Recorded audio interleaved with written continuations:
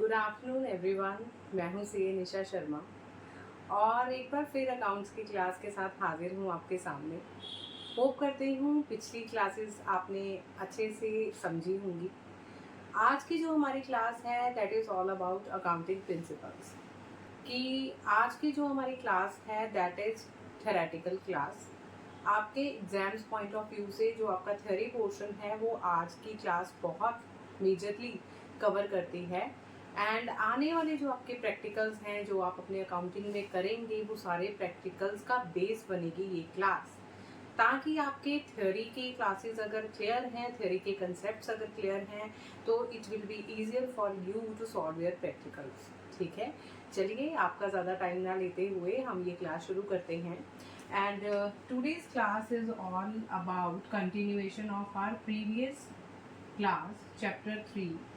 कल की क्लास में हमने पढ़ा था अकाउंटिंग अजम्पशंस के बारे में और आज की हमारी जो क्लास है that is about accounting principles. Accounting principles, accounting assumptions all over the world rule करते हैं और प्रिवलेंट हैं। जितने भी अकाउंटिंग हैं, जितने भी बुक्स ऑफ अकाउंट्स हैं, जो भी बिजनेसेस अपने बुक्स ऑफ अकाउंट्स राइट करते हैं, लिखते हैं, रिकॉर्ड करते हैं, वो सारों का बेस जो किन बेसिस पे लिखते हैं, accounting assumption and accounting principles पे। प्रिंसिपल्स का मतलब, अकाउंटिंग प्रिंसिपल्स का मतलब होता है वो प्रिंसिपल्स जिनके बेस पे, जिनको बेस लेके हम अपने बुक्स ऑफ अकाउंट्स राइट करते हैं। ठीक है, बुक्स ऑफ अकाउंट्स में एंट्रीज रिकॉर्ड करते हैं। इनको अपनाने का, इनको अडॉप्ट करने का बेनिफिट यही होता है कि हमारे बुक्स ऑफ अकाउंट्स जो हैं वो कंपैरेटिव हो जाते हैं, books of accounts systematic manner में लिखे जाते हैं, बुक्स ऑफ अकाउंट्स पे रिलायबिलिटी बढ़ जाती है, बुक्स ऑफ अकाउंट्स की अंडरस्टैंडेबिलिटी बढ़ जाती है। ये सारे ही इश्यूज जो हैं रिजॉल्व हो जाते हैं once you have adopted accounting principles in your business premises.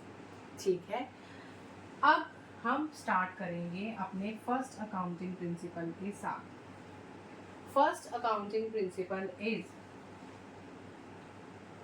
Business entity principle. Business entity principle, business entity principle आपको क्या कहता है? That business is treated as a separate entity from its owner. इस एक line में ही ये सारा business entity principal जो है वो कवर हो जाता है। Business is treated as separate entity from its owner का मतलब है कि जितनी भी ट्रांजेक्शन्स आप रिकॉर्ड करते हैं अपने बिजनेस में, those are recorded from the point of view of business, not from the point of view of owner। ठीक है, जितनी भी आपने ट्रांजेक्शन्स एंड इवेंट्स रिकॉर्ड करनी है वो सारी आपने बिजनेस पॉइंट ऑफ व्यू से करनी है, जिसकी बहुत ही अच्छी एग्जांपल है when owner started his business with capital. इसको हम एक एग्जांपल के साथ समझ लेते हैं। अमृत है owner of business, started his business with a capital of ₹1 lakh. ठीक है, बिजनेस में 1 लाख रुपए की कैपिटल अमृत लेके आया है, तो बिजनेस में ट्रांजैक्शन क्या रिकॉर्ड होगी? Cash account debited to capital account, क्योंकि बिजनेस में कैश का इनफ्लो हुआ है और Amrit would be a creditor of the business to the extent of his capital. Amrit business का क्रेडिटर कंसीडर क्यों किया जाएगा? मतलब हम उसकी जो ट्रांजैक्शन है वो रिकॉर्ड करेंगे मान के कि हमने अमृत को इन फ्यूचर उसके जो पैसे हैं, उसकी जो इन्वेस्टमेंट है वो वापस करनी है, चाहे बिजनेस अमृत का ही है। लेकिन business is treated as a separate entity from its owner का फंडा ही ये है कि आपने बिजनेस को ट्रीट करना है ओनर से बिल्कुल अलग। ठीक है, इसके साथ हमें बिजनेस एंटिटी प्रिंसिपल की क्लैरिटी आ गई। Second one is money measurement principal.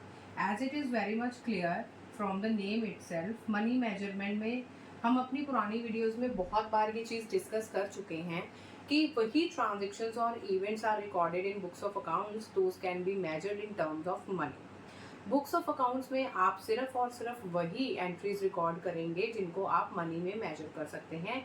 Qualitative characteristics वाली चीज़ें और इवेंट्स चाहे जितनी मर्जी इंपॉर्टेंट हो, मटेरियल हो बिजनेस के लिए, लेकिन उनकी बुक्स ऑफ अकाउंट्स में कहीं पे कोई जगह नहीं है। इसके एग्जाम्पल हम बखूबी ले सकते हैं अपने human resources. No doubt human resources are very much important for the business, but वो बिजनेस में बुक्स ऑफ अकाउंट्स में रिकॉर्ड नहीं होते हैं अनटिल अनलेस हम उनको मनी में मेजर नहीं कर सकते।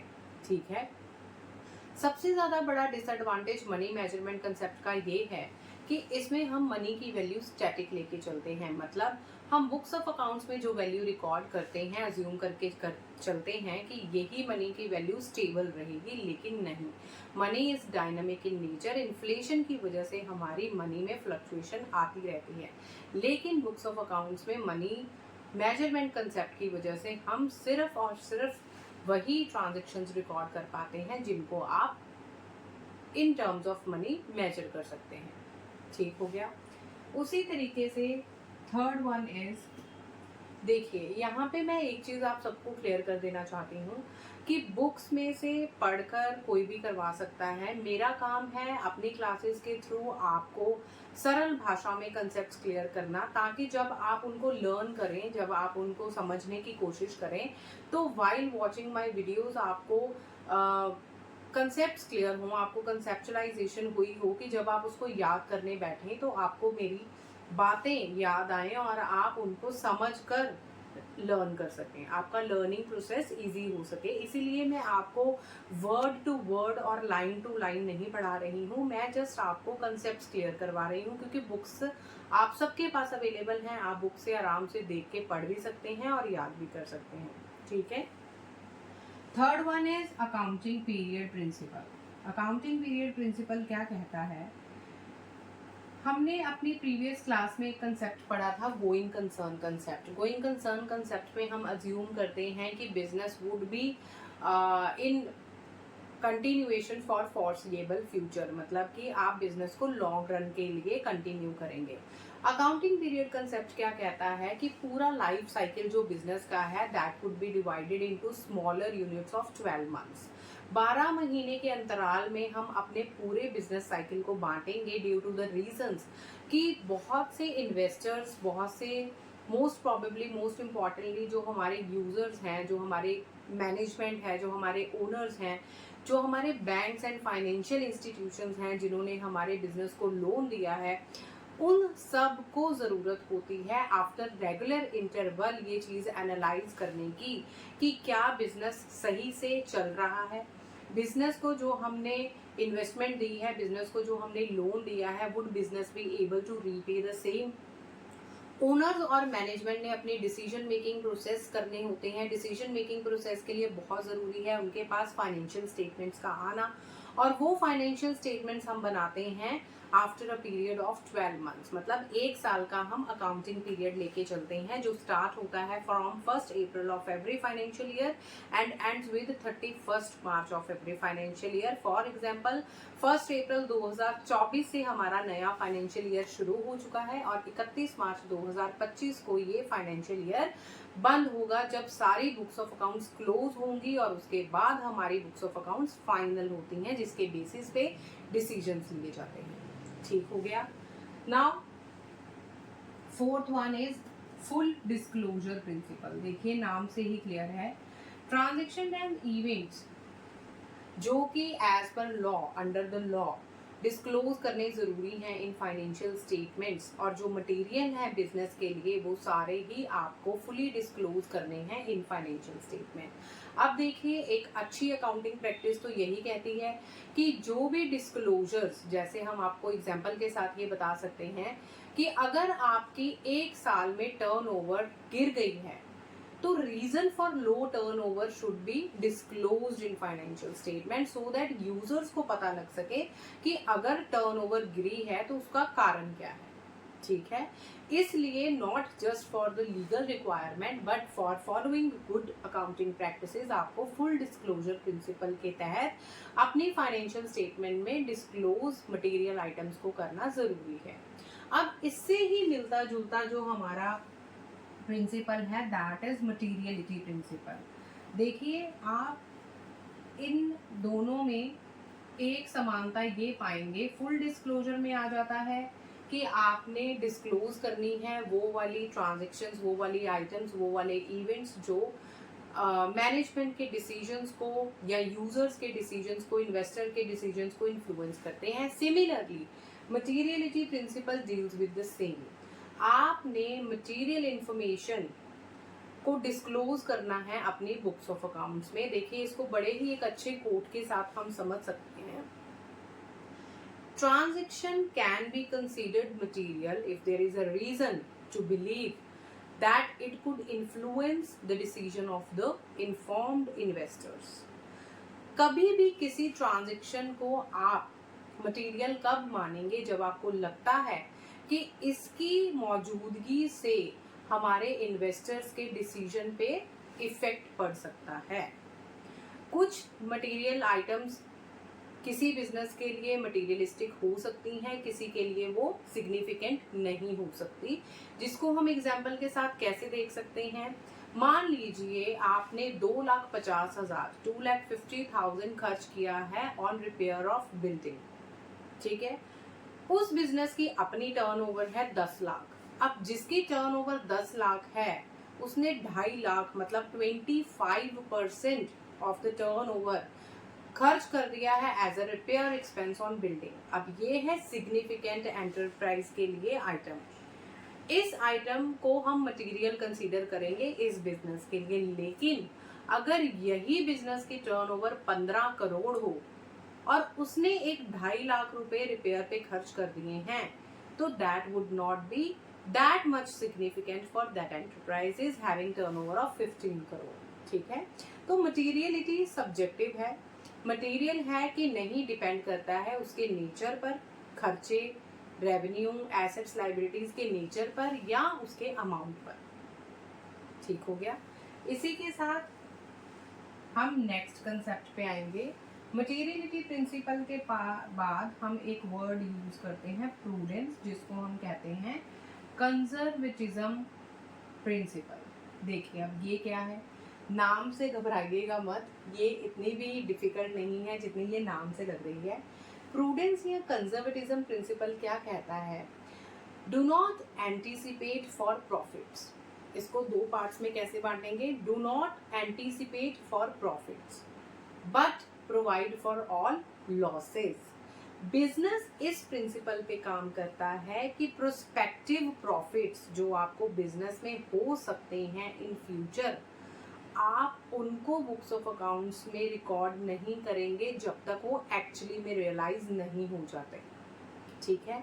लेकिन एक्सपेंसेस या लॉसेस जो आपको फ्यूचर में हो सकते हैं, प्रोस्पेक्टिव एक्सपेंसेस या लॉसेस, उसके लिए आपने अपने बुक्स ऑफ अकाउंट्स में रिजर्व्स या प्रोविजंस बना के रखनी हैं, ताकि बिजनेस में अगर आपको अनसर्टेन एक्सपेंसेस या लॉसेस आ जाते हैं तो आपके पास पहले से ही उनको मीट करने के लिए रिजर्व्स तैयार हो। So that is all about prudence या कंजर्वेटिज्म कंसेप्ट। अब इसकी बहुत ही अच्छी एग्जांपल आ जाती है बैड डेट्स। बैड डेट्स का मतलब होता है वो वाले इनकम्स, वो वाले अमाउंट जो हमें वापस आए ही नहीं। हमने सेल की, सेल के एवज में हमें पैसे आने चाहिए थे, क्रेडिट पीरियड दिया हमने 2 महीने का, लेकिन विद इन 2 मंथ्स सामने वाला मुकर गया कि भाई साहब मेरे पास तो पैसे हैं ही नहीं, मैं आपको कुछ भी नहीं दे सकता। That would be considered as are bad debt, जो कि मर गए हैं पैसे।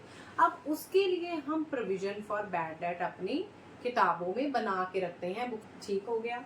देखिए, अब प्रूडेंस के बाद जो हमारा नेक्स्ट प्रिंसिपल है that would be dual aspect principle. ये एस्पेक्ट तो हम बहुत ही ज़्यादा अपनी आने वाली क्लासेस में भी पढ़ेंगे जब आप जर्नल चैप्टर करेंगे, लेजर चैप्टर करेंगे। मतलब आप कह सकते हैं कि एक फाउंडेशन है, एक बेस है जिस पे अकाउंट्स खड़ा है, that is dual aspect principle. बहुत ही इजी है इसको समझना। Every transaction has 2 aspects, debit and credit. बस ये लाइन में ये सारा एस्पेक्ट आपका कवर हो जाता है। एवरी ट्रांजेक्शन और events has 2 aspects, debit credit. जिसका डेबिट होगा उसका क्रेडिट होना भी जरूरी है। एग्जाम्पल ले लेते हैं, Amrit started business with capital of ₹1 lakh. हमने अपनी फर्स्ट कंसेप्ट में पढ़ा था। अब तो इसका ड्यूअल इफेक्ट क्या आया हमारी बिजनेस में? बिजनेस में कैश आ गया, कैश डेबिट हो गया 1 लाख से, और बिजनेस की कैपिटल हो गई क्रेडिट 1 लाख से। तो अगर डेबिट 1 लाख है तो क्रेडिट भी 1 लाख होगा। तो इससे अकाउंटिंग इक्वेशन भी समझ सकते हैं, है ना? Asset is equal to liabilities plus capital. ये है हमारा ड्यूअल एस्पेक्ट का कंसेप्ट, ठीक है।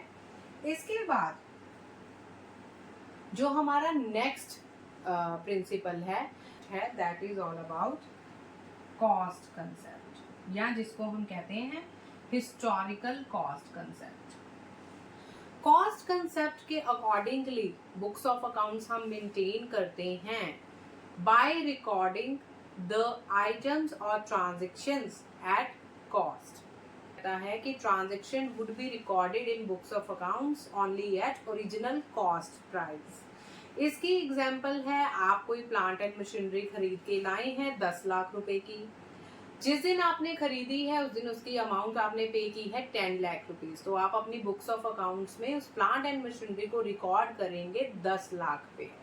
आफ्टर 4 years और 5 years ऑफ बिजनेस आप कह सकते हैं अगर उस प्लांट एंड मशीनरी की वैल्यू आफ्टर डेप्रिसिएशन आपकी बुक्स ऑफ अकाउंट्स में है 6 लाख, ठीक है, लेकिन उसकी मार्केट वैल्यू है से 4 लाख, या बढ़ा के दिखा सकते हैं मार्केट वैल्यू है 8 लाख, ठीक है, आप फिर भी अपनी बुक्स ऑफ अकाउंट्स में उसको 6 लाख पे ही रिकॉर्ड करेंगे।